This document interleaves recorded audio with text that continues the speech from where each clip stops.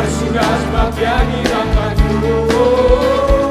Dia kirataku, Dia kirataku. Ku bersuka sebab Dia kirataku. Dia kirataku, Dia kirataku. Ku bersuka sebab Dia kirataku. Dia kirataku, Dia kirataku. Ku bersuka sebab Dia kirataku. Kita mau lebih lagi. Dia kirataku, Dia kirataku. Ku bersuka sebab Dia kirataku. Dia kirataku, Dia kirataku. Ku bersuka sebab Dia kirataku. Dia kirataku, Dia kirataku. Ku bersuka sebab Dia kirataku. Dia kirataku, Dia kirataku. Ku bersuka sebab Dia kirataku. Dia kirataku, Dia kirataku, Dia kirataku. Ku bersuka sebab Dia kirataku. Dia kirataku, Dia kirataku. Ku bersuka sebab Dia kirataku. Ku bersuka sebab Dia kirataku. Ku bersuka sebab Dia kirataku. Haleluya, puji nama Tuhan. Shalom Bapak Ibu Saudara yang dikasihi Tuhan. Selamat pagi. Ada sukacita hari ini Bapak Ibu Saudara. Haleluya. Itu semua berkat Allah kita yang dahsyat.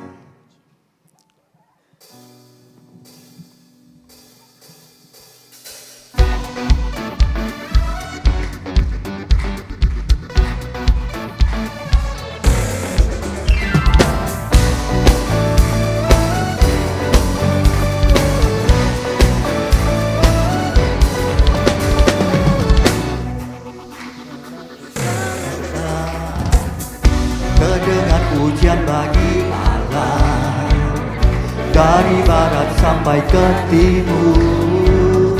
Nama Yesus disanjung tinggi dari pulau-pulau, lembah-lembah, gunung-gunung yang tinggi.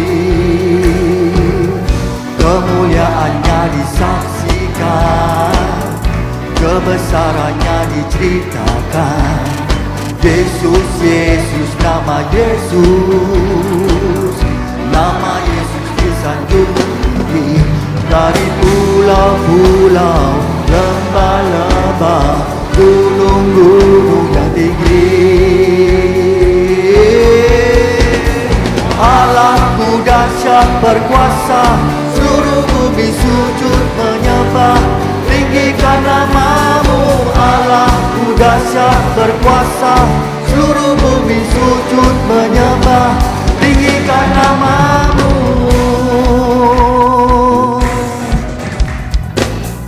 Dari utara ke selatan, terdengar pujian bagi Allah.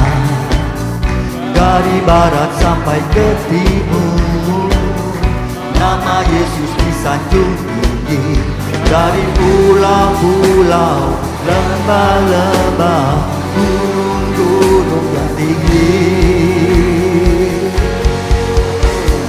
Allahku dahsyat berkuasa, seluruh bumi sujud menyembah, tinggikan namamu. Allahku dahsyat berkuasa, seluruh bumi sujud menyembah, tinggikan namamu. Allahku dahsyat berkuasa, seluruh bumi sujud menyembah, tinggikan namamu. Allahku dahsyat berkuasa, seluruh bumi sujud menyembah, tinggikan namamu. Allahku dahsyat berkuasa, seluruh bumi sujud menyembah, tinggikan namamu. Allahku dahsyat berkuasa, seluruh bumi sujud menyembah, tinggikan namamu.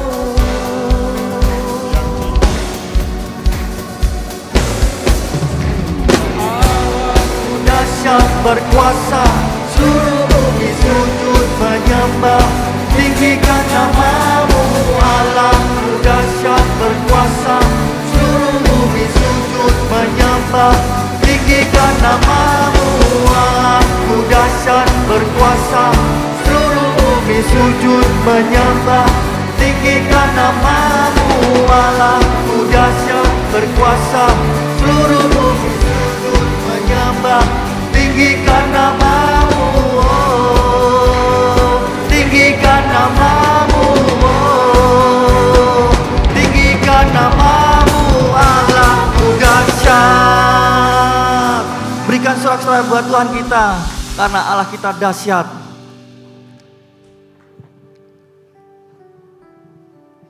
Terima kasih Tuhan. Haleluya. Mari Bapak Ibu Saudara, bentar lagi kita akan menikmati firman Tuhan, mendengarkan firman Tuhan.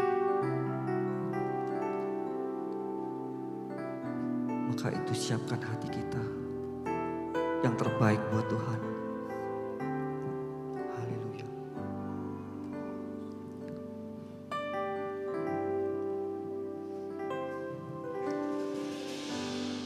Firman-Mu ya dan amin, janji-Mu menopangku,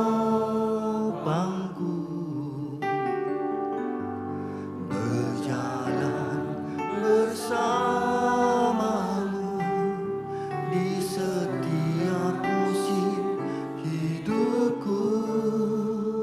Firman-Mu, firman-Mu ya dan amin, janji-Mu menopangku, berjalan bersamamu di setiap musim hidupku. Yesus, aku cinta padamu. Yesus, tetaplah bersamaku. Tiada yang dapat menggantikanmu. Engkaulah jaminan hidup. Yesus, dapat Yesus. Yesus, aku cinta padamu. Yesus, tetaplah bersamaku. Tiada yang dapat menggantikanmu. Engkaulah jaminan hidupku. Katakan firman-Mu. Firman-Mu ya dan amin, janji-Mu menopangku, berjalan bersamamu di setiap musim hidupku. Katakan firman-Mu. Firman-Mu ya dan amin, janji-Mu menopangku, berjalan bersamamu di setiap musim hidupku. Yesus, aku cinta padamu. Yesus, tetaplah bersamaku. Tiada yang dapat menggantikanmu. Engkaulah jaminan. Katakan Yesus. Yesus, aku cinta padamu. Yesus,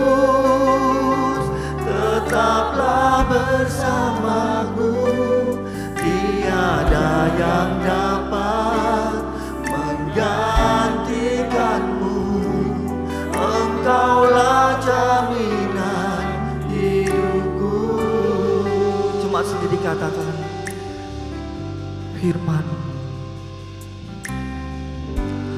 firman. Haleluya Yesus.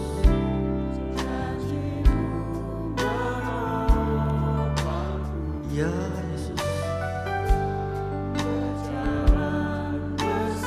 Kami ingin berjalan bersamamu selalu Yesus. Di setiap musim hidup. Firman.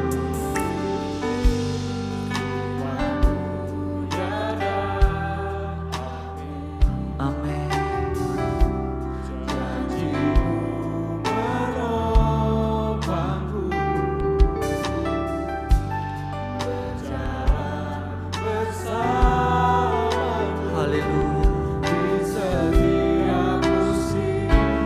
Sebut nama Yesus.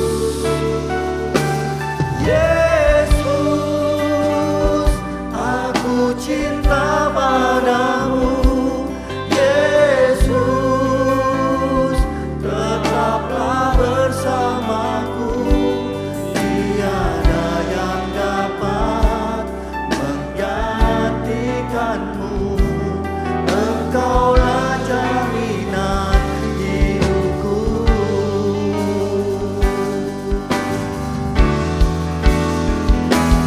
Yesus, aku cinta padamu.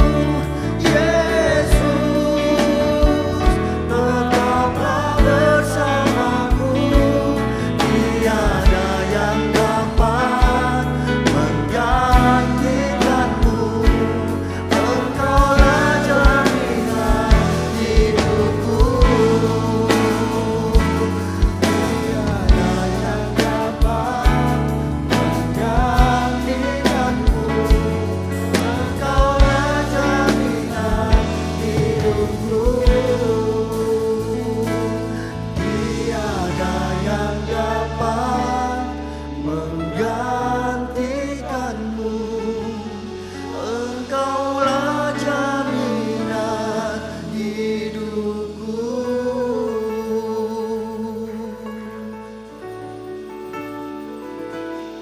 Terima kasih Tuhan, terima kasih. Tuhan Yesus Allah Bapa kami yang di dalam surga. Terima kasih Tuhan buat segala anugerah-Mu yang Kau telah berikan kepada kami semua. Pada hari ini Kau kumpulkan kami di tempat ini untuk kami boleh beribadah kepada-Mu. Untuk kami boleh mendengar firman-Mu. Untuk kami boleh menerima segala sabda-Mu ya Tuhan. Terima kasih Tuhan, terima kasih buat semua berkat-Mu. Buat semua berkat-Mu dalam satu minggu ini. Dan kami percaya satu minggu ke depan dan hari ke depan pun Tuhan, Engkau selalu bersama kami. Sungguh kami tidak mampu tanpa Engkau. Dan Tuhan, terima kasih buat segala berkat-berkat-Mu yang melimpah atas hidup kami, baik jasmani dan rohani kami. Terima kasih Tuhan. Dan sebentar lagi kami menerima berkat-Mu yang melebihi dari segala sesuatu yang ada di dunia ini. Berkati hamba-Mu untuk menyampaikan firman-Mu, beri dia hikmat, beri dia akal budi. Terima kasih Tuhan, berkati kami semua. Dan kami siap untuk membuka hati kami, untuk kami boleh menerima pengajaran, untuk kami boleh menerima semua firman-Mu, agar kami mengerti apa yang menjadi tujuan kami, apa yang menjadi arti hidup kami di dalam dunia ini. Terima kasih Tuhan, terima kasih. Kami mau mendengar firman-Mu, duduk diam mendengar firman-Mu kembali Tuhan. Hanya di dalam nama Tuhan Yesus Kristus kami berdoa. Haleluya. Amin. Amin. Saya mengajak kita untuk membaca Matius 16 ayat 21 sampai ayat yang ke-23. Ayat firman Allah yang tidak asing bagi kita. Jadi Roh Kudus saja yang ada di tengah-tengah kita, bukan yang lain. Matius 16 ayat 21 dan sampai ayat 23 saya membacanya demikian. Sejak waktu itu Yesus mulai menyatakan kepada murid-muridnya bahwa ia harus pergi ke Yerusalem dan menanggung banyak penderitaan dari pihak tua-tua, imam-imam kepala dan ahli-ahli Taurat, lalu dibunuh dan dibangkitkan pada hari ketiga. Tetapi Petrus menarik Yesus ke samping dan menegur dia, katanya, Tuhan, kiranya Allah menjauhkan hal itu. Hal itu sekali-kali takkan menimpa engkau. Maka Yesus berpaling dan berkata kepada Petrus, "Hanyalah iblis, engkau suatu batu sandungan bagiku. Sebab engkau bukan memikirkan apa yang dipikirkan Allah, melainkan apa yang dipikirkan manusia." Bapak Ibu Saudara yang dikasihi Tuhan, kisah yang tidak asing buat kita semua. Sebelum Yesus disalibkan, kita selalu mengingatnya di prosesi salib yang sangat mengenaskan, yang memprihatinkan sekaligus menakutkan sekali, saudara-saudara, di mana Yesus diperlakukan semau-maunya, dia berdarah-darah. Saudara-saudara, dia dihancurkan begitu rupa, padahal dia tidak mengenal dosa. Apalagi berbuat, mengenal dosa pun tidak. Dia suci adanya, dia bebas dari salah, dari keliru, dari dosa, dari kejahatan. Tetapi firman Allah berkata, dijadikan dosa karena kita. Supaya Bapak Ibu Saudara dan saya yang percaya kepada Yesus yang mati disalibkan itu beroleh hidup yang kekal. Bisa berkata amin.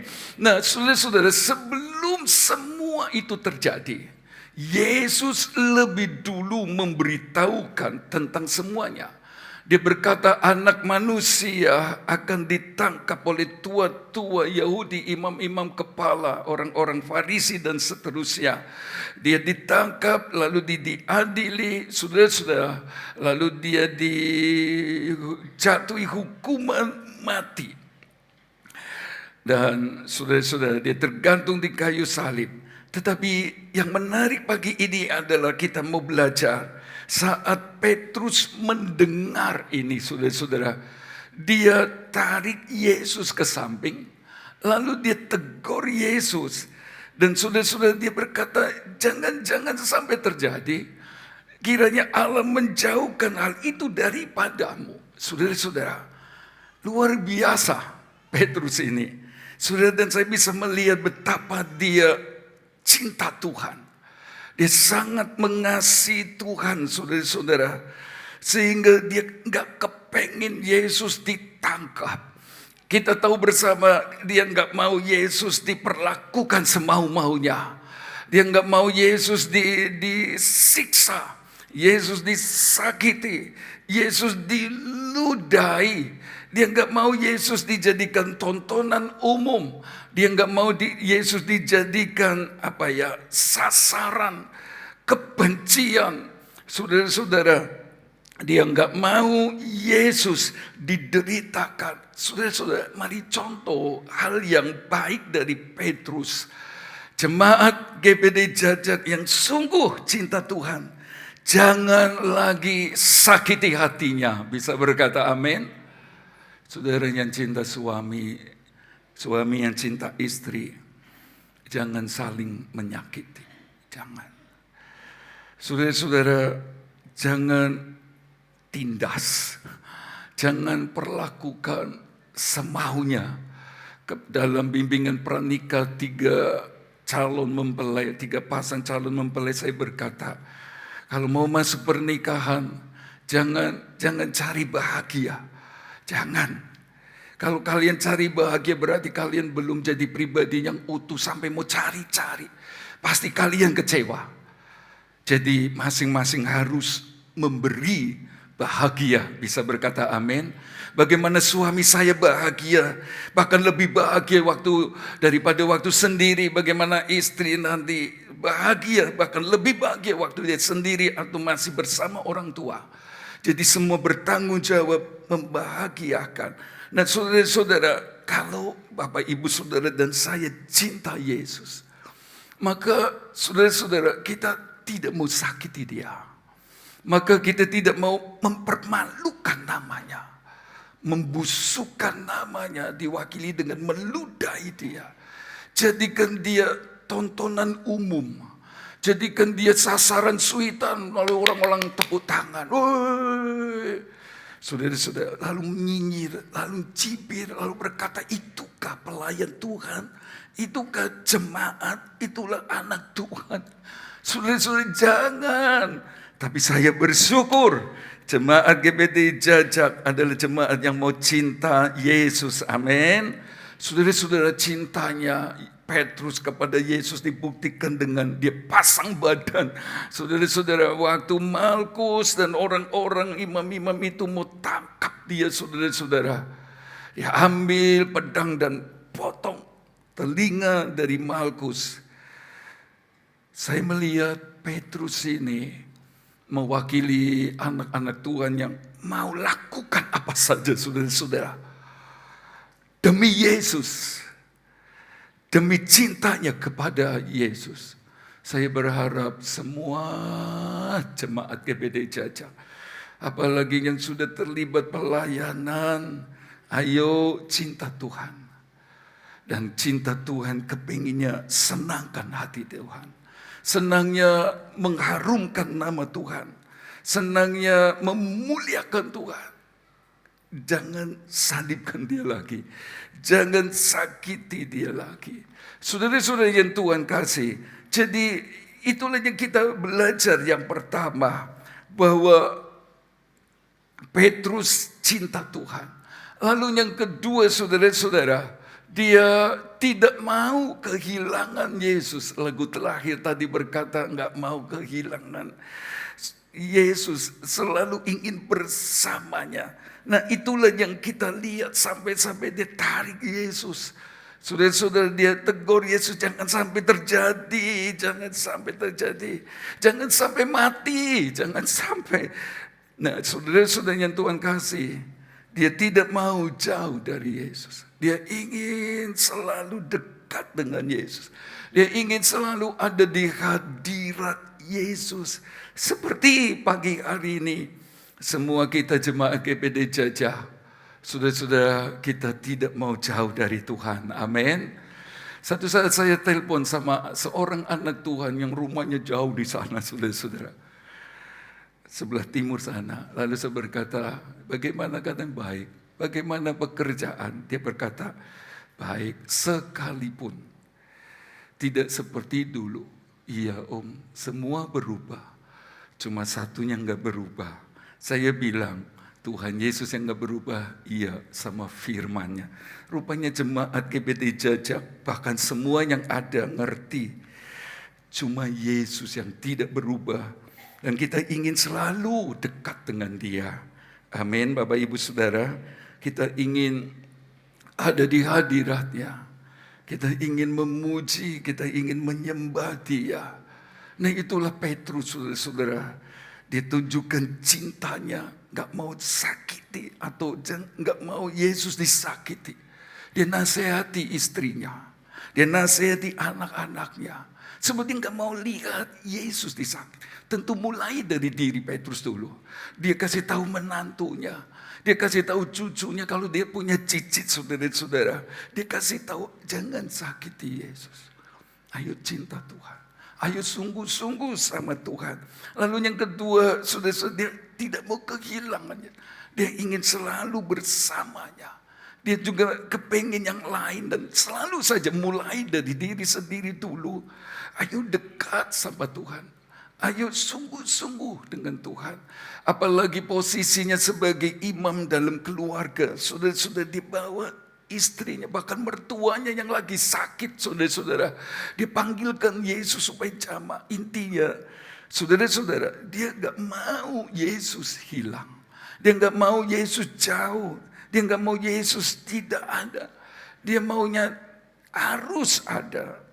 Lalu berikutnya, saudara-saudara, dengan menarik Yesus ke samping, lalu tegur jangan sampai terjadi. Sebenarnya itu ungkapan manusiawinya, bahwa dia merasa sangat butuh Tuhan. Dia seperti ranting yang harus melekat satu dengan pokoknya. Dia butuh Tuhannya, saudara-saudara. Dia merasa dia harus selalu terhubung Sehingga semua yang baik itu sudah dari Alfa sampai Omega. Sebab Yesus Alfa dan Omega ngalir dalam hidupnya. Dia merasa bahwa tanpa Yesus dia tidak bisa berbuat apa-apa. Apakah Bapak Ibu Saudara juga demikian? Tidak bisa hidup tanpa Tuhan. Apalagi hari-hari semakin sukar. Hari-hari ini di zaman di zaman online, saudara-saudara, di zaman canggih, banyak hal yang negatif, tapi tidak sedikit yang menguntungkan.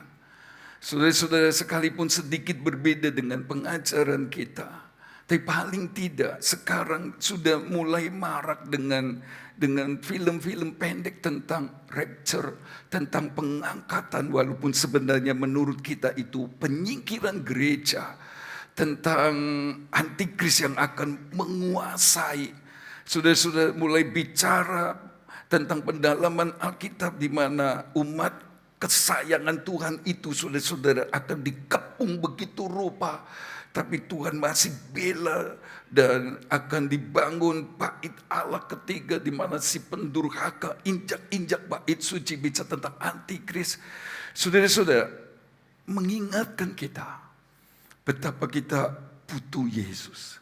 Kita tidak mau jauh dari Dia, tapi sekaligus saudara-saudara kita menyadari seperti Petrus, saudara-saudara, dia butuh Tuhan. Pagi ini, butuhkah Bapak Ibu Saudara akan Yesus seperti Petrus? Butuh? Butuh enggak? Ya, jadi Petrus sebenarnya sesuatu contoh yang positif sekali. Tetapi Bapak Ibu Saudara, benarkah demikian? Benarkah Petrus ini cinta Tuhan? Mungkin di antara kita berkata, iya cinta Tuhan sebab dia nggak kepengen Yesus disakiti, Yesus disiksa, dideritakan, dibuat baunya busuk karena ludah, ditendang, disalibkan, cinta Tuhan. Benarkah dia anak Tuhan yang sungguh-sungguh nggak mau kehilangan Yesus? Ingin ada di hadirat Tuhan, dia mau jadi pemuji dan penyembah Tuhan, saudara-saudara. Benarkah demikian? Benarkah dia sungguh-sungguh butuh Yesus? Saudara-saudara, mungkin ada yang berkata, iya butuh Tuhan. Apalagi loh, dia sebagai seperti dulu sebagai nelayan. Cuma Yesus yang bisa bikin mujizat. Sehingga jala penuh ikan. Dia pembuat mujizat. 5 roti 2 ikan. Mengenyangkan 5.000 orang laki-laki saja, belum perempuan dan anak-anak. Di antara kita mungkin berkata, ya Simon Petrus mewakili jemaat yang mengasihi Tuhan. Tetapi Bapak Ibu Saudara, kalau kita cermati betul, ternyata banyak orang Kristen salah sangka. Banyak orang Kristen, maaf bicara, tertipu. Banyak anak Kristen, orang Kristen kecelik, saudara-saudara. Ternyata tidak demikian. Mengapa saya berkata itu? Mari kita melihat yang pertama. Sebab dia sedang menempatkan Yesus sejajar dengan dirinya. Saudara-saudara, dicoba tarik Yesus yang di depan. Tarik dan jadikan dia sejajar dengan diri. Lagu tadi berkata dia tidak tergantikan. Tapi Petrus, saudara-saudara, dia turunkan Yesus yang terdepan itu, yang teratas itu, yang tertinggi itu, yang terutama itu, yang pertama itu, yang semuanya sudah tarik dan ada di sampingnya. Dia coba mau sejajarkan dirinya dengan Yesus. Nah, inilah salah satu 17 dari 17 karakter akhir zaman, manusia akhir zaman. Mari kita melihat dalam 2 Timotius 3 ayat 1. Ketahuilah pada hari-hari terakhir akan datang masa yang sukar.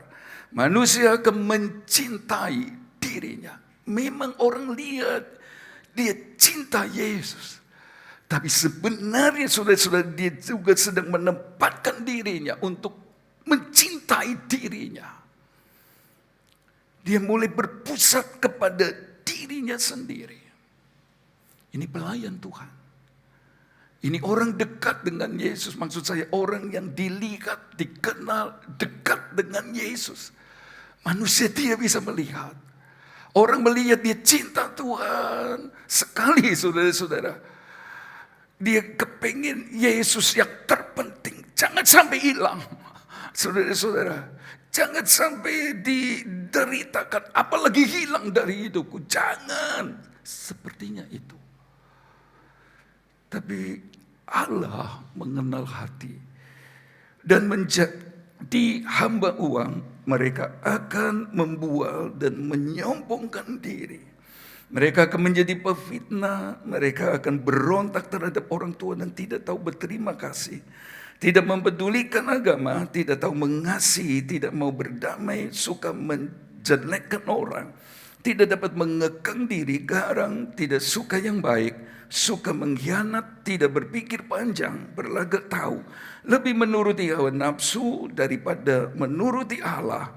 Secara lahiriah, secara kasat mata dilihat orang. Mereka menjalankan ibadahnya.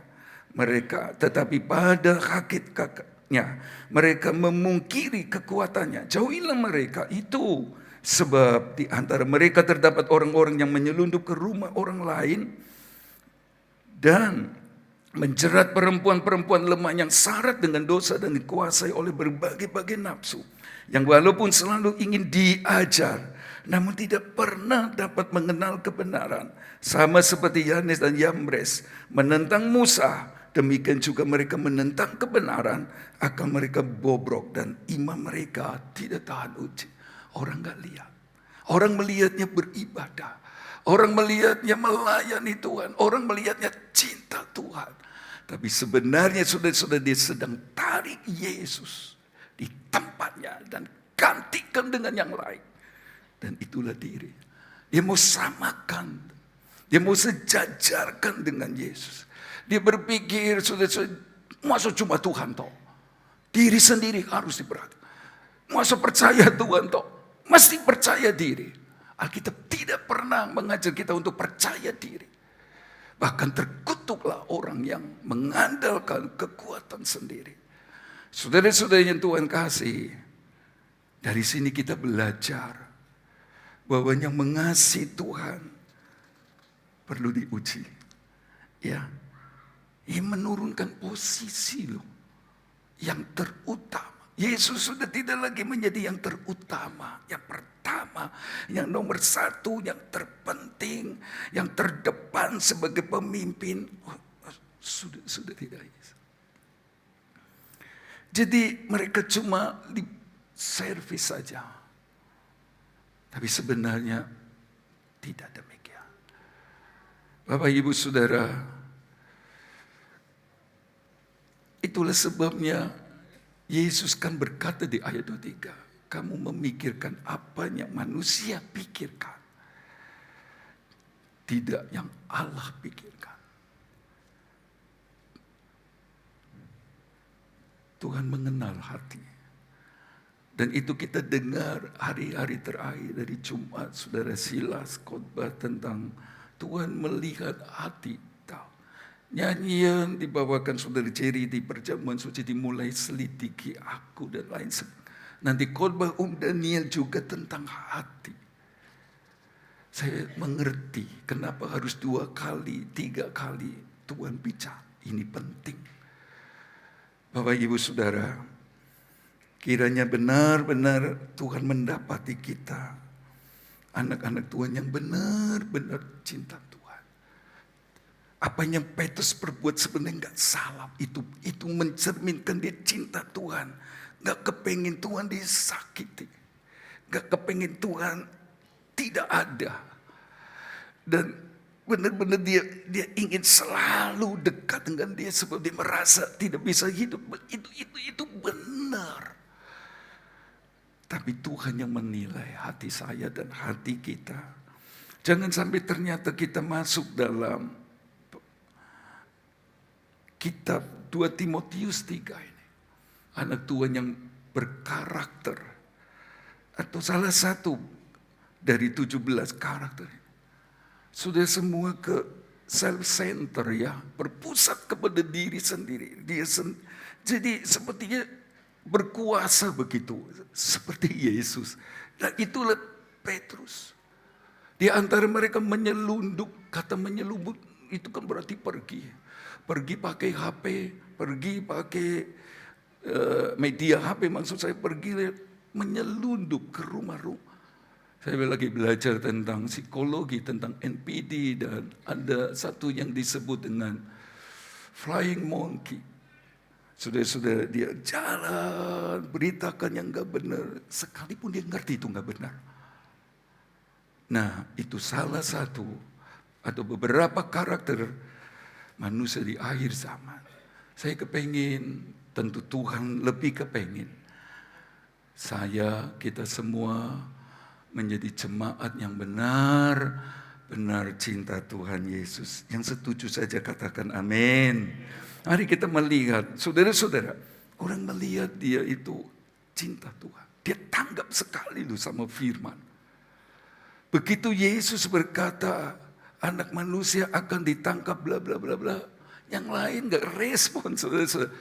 Petrus langsung dijauhkan. Jadi telinganya sebenarnya tertuju kepada firman Allah. Hebat. Saya pikir, dulu waktu belum banyak belajar tentang firman Allah, saya pikir hebat ini orang. Telinganya tertuju kepada firman. Orang lain gak kasih respon positif, saudara-saudara. Dia bisa langsung tanggapi. Dia bisa ingat betul. Tapi sebenarnya Bapak Ibu Saudara, dia sedang menolak firman. Saya percaya apa yang Yesus katakan tentang dirinya ditangkap tua-tua Yahudi, imam-imam kepala orang-orang Farisi. Saudara-saudara, lalu kemudian dihakimi, dideritakan sampai akhirnya mati disalib. Itu adalah kehendak Allah. Nabi-nabi juga sudah bernubuat. Ini firman Allah. Dengan dia berkata, jangan terjadi. Dia sedang menolak firman. Kadang untuk ayat yang sama, kita menafsirkan berbeda-beda. Petrus mewakili kebanyakan orang Kristen yang mendengar ayat yang sama dan dipelintir, diplesetkan, ditafsirkan menurut diri sendiri. Seolah-olah berkata, aku gak mau ada salah. Aku gak mau Yesus diginikan, aku gak mau Yesus dihilangkan. Sepertinya rohani sekali, sepertinya benar sekali saudara-saudara. Ya sebab kita juga setuju gak kepengin Yesus, jangankan Yesus, teman seiman dibully. Karena itu saudara-saudara jangan suka bully orang. Saudara-saudara, apalagi Yesus sepertinya benar. Tapi sebenarnya ditolak Yesus firman-Nya. Ditolak firman Tuhan. Saya mengingat Keluaran 24 ayat 4, lalu Musa menuliskan segala firman Tuhan itu. Keesokan harinya pagi-pagi didirikannya lah mezbah di kaki gunung itu dengan 12 tugu sesuai dengan ke-12 suku Israel. Kemudian disuruhnya lah orang-orang muda dari bangsa Israel. Maka mereka mempersembahkan korban bakaran dan menyembelih lembu-lembu jantan sebagai korban keselamatan kepada Tuhan. Sesudah itu Musa mengambil sebagian dari darah itu lalu ditaruhnya ke dalam pasu. Sebagian lagi dari darah itu disiramkannya pada mezbah itu. Diambilnya lah kitab perjanjian itu. Lalu dibacakannya dengan didengarkan oleh bangsa itu dan mereka berkata, segala firman Tuhan akan kami lakukan dan akan kami dengarkan. Kemudian Musa mengambil darah itu dan menyiramkannya pada bangsa itu serta berkata, inilah darah perjanjian yang diadakan Tuhan dengan kamu berdasarkan segala firman ini. Saudara-saudara, kita membaca kisah di mana Musa sampaikan firman juga kepada orang-orang Israel yang ada di kaki gunung. Gambaran jemaat saudara-saudara, yang ada mesbah, di mana ya menggambarkan percaya Yesus. Ada tugu-tugu, bicara tentang peringatan, tentang mujizat, tentang perbuatan Tuhan yang mereka alami selama. Mereka punya kesaksian. Saudara-saudara, mereka orang-orang yang menyembah. Orang-orang yang telah dibasuh oleh darah Tuhan. Orang-orang percaya. Dan pada saat Musa sampaikan firman ini, mereka sepakat, saudara-saudara. Mereka berkata, segala firman Allah yang kami dengar akan kami lakukan.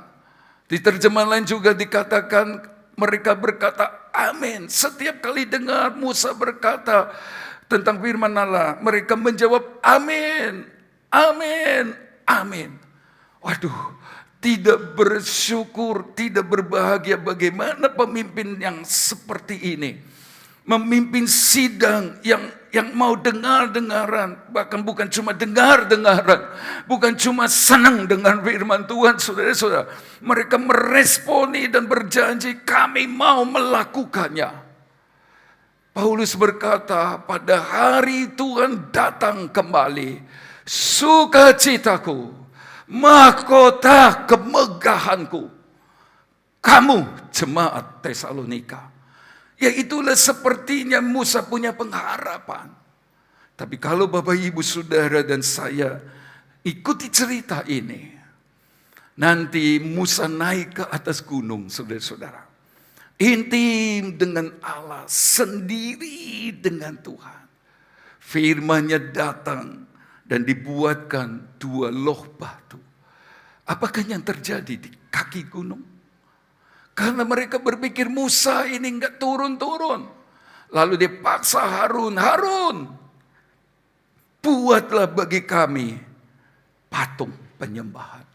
Lalu dibuatlah 2 ekor lembu emas patung, saudara-saudara. Dan mereka berkata, inilah Allah yang memimpin kami keluar dari perbudakan Mesir. Saudara bisa melihat? Cuma Kristen kaki gunung aja yang seperti Petrus menolak firman. Kristen dewasa, dia benar-benar intim sama Tuhan.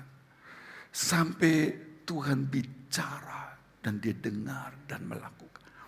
Kristen kaki gunung, ada penyembahan di sana.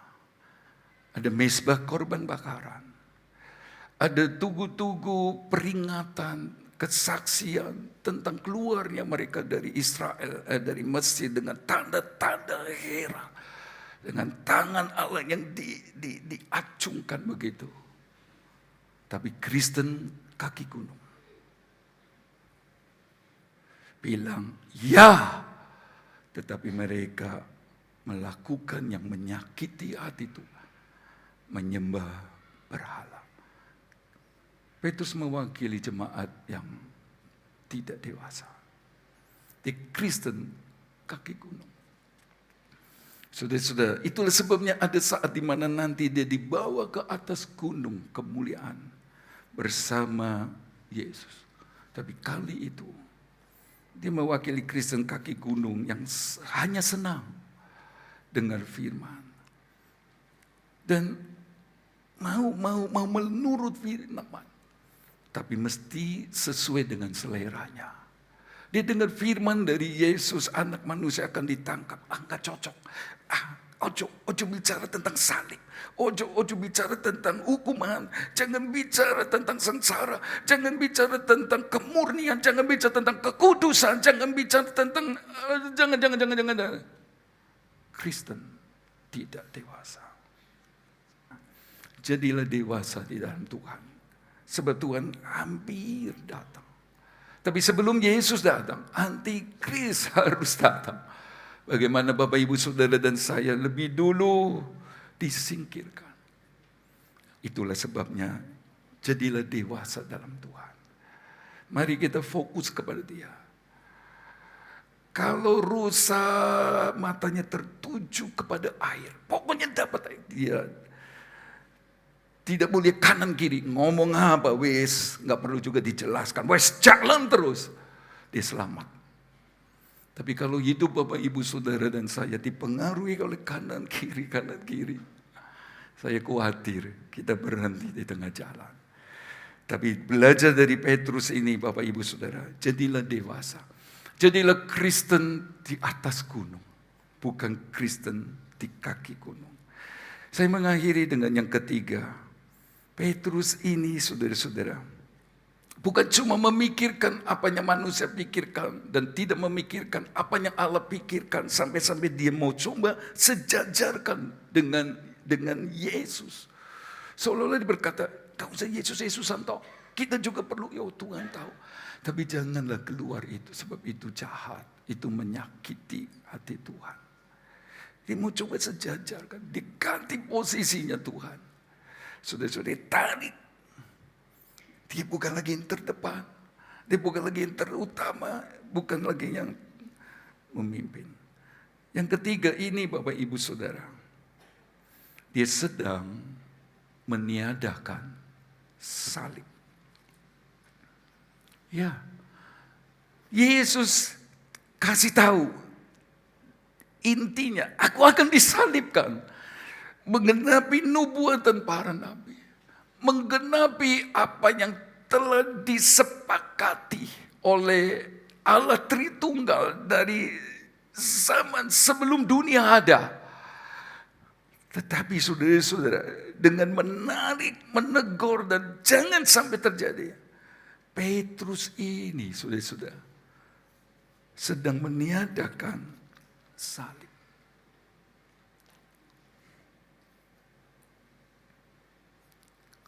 Kekristenan tidak boleh, tidak harus pegang salib Yesus.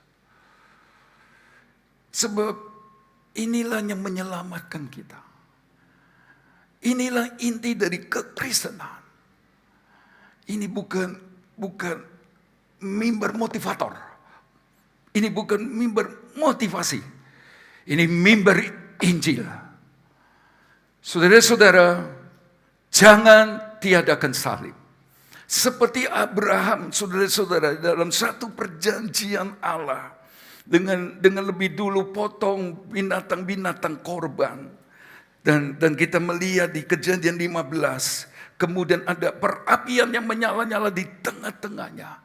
Tapi sebelum semua itu terjadi, ini bicara tentang Yesus korban yang mati di kayu salib. Ada burung-burung, saudara-saudara, hendak mengambil korban bakaran itu. Itu gambaran iblis yang coba mengambil berita salib. Supaya gereja kehilangan berita ini. Supaya gereja jangan menyuarakan Yesus mati di salib untuk menebus dosa kita semua. Supaya gereja kehilangan kasih karena kasih Yesus. Karena salib itu. Dia coba ambil berita salib. Tapi Paulus berkata di 1 Korintus 2 ayat 2. Jangan sampai kekristenan gereja Antekosa di Indonesia jajak tanpa Yesus yang disalibkan. Sebab aku telah memutuskan untuk tidak mengetahui apa-apa di antara kamu selain Yesus Kristus, yaitu Dia yang disalibkan. Bisa berkata amin? Saudara selamat. Kenapa? Kenapa? Karena berbuat baik.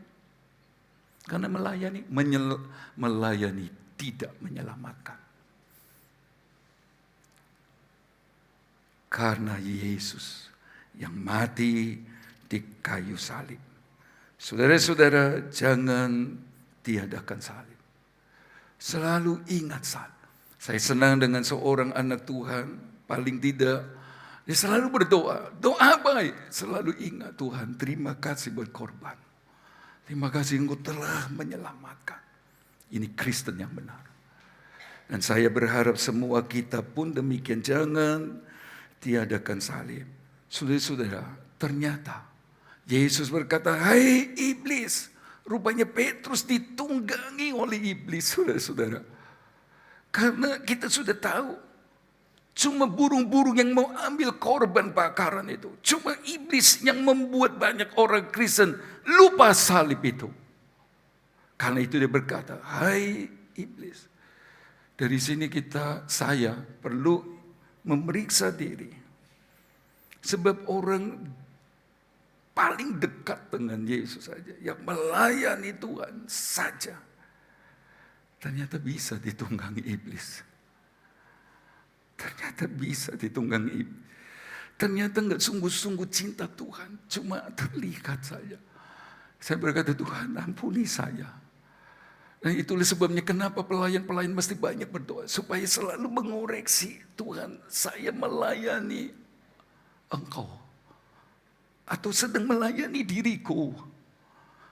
Aku melayani supaya Tuhan puas. Atau sekedar manusia yang puas. Aku melayani, apakah engkau yang menjadi pusat tertinggi? Atau ternyata aku? Pelajaran Petrus ini sangat penting sekali. Dan kalau boleh saya memberi judul, Petrus Kristen buah kedondong. Siapa pernah lihat kedondong? Mulus langsung ngiler, saudara-saudara. Kedondong. Tapi ada Kristen buah apa yang sama luar dalamnya, saudara. Sampai dihitung 1, 2, 3, 4. Oh, ada apa? Oh, pinter semua. Berarti Kristen manis, saudara.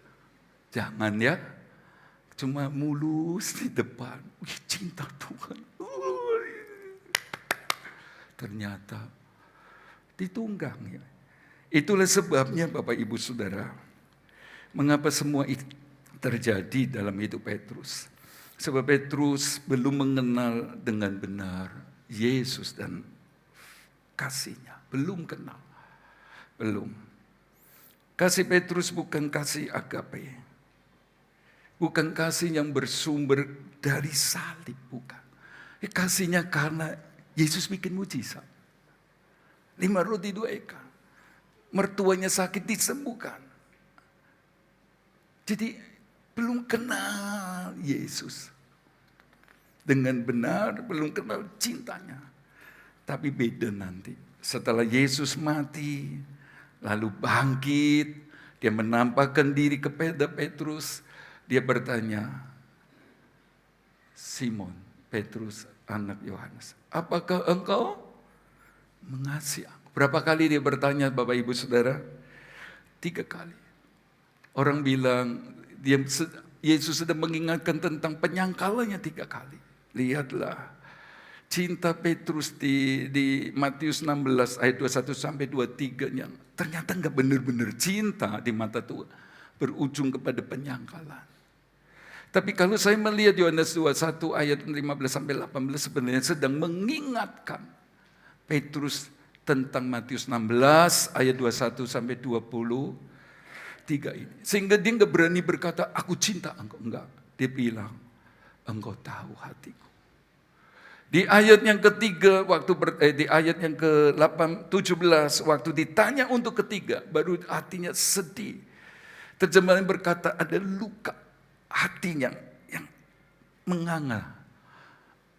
Mengapa? Sebab, saudara-saudara, dulu dia nunjuk cintanya. Tapi ternyata dia enggak cinta. Sehingga dia berkata, apakah engkau pilih ya? Sebab cintanya dulu itu pilih ya terus, saudara-saudara. Waktu pakai kata agape, engkau lebih tahu. Engkau lebih tahu. Engkau tahu Tuhan.